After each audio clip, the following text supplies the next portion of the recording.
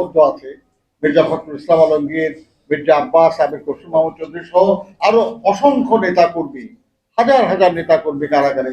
আমরা তাদের মুক্তির জন্য চেষ্টা করব এবং তাদেরকেও আমাদের এই সহকর্মীদের মতো মুক্ত করে নিয়ে আসবো ইনশাআল্লাহ। বন্ধুরা আমার, আমি বক্তব্যে এই কথা বলে শেষ করতে চাই যে দেখেন, পশতু গণমুখী কবিতা একটা পড়তেছিলাম,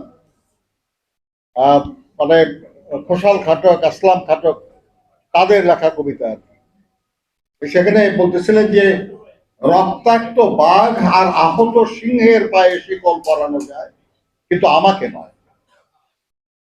আমার এই রক্তাক্ত বাঘ যারা বেড়ে আসলেন জেলখানা থেকে, তাদের পায়ে একটু শিকল পরানো যাবে?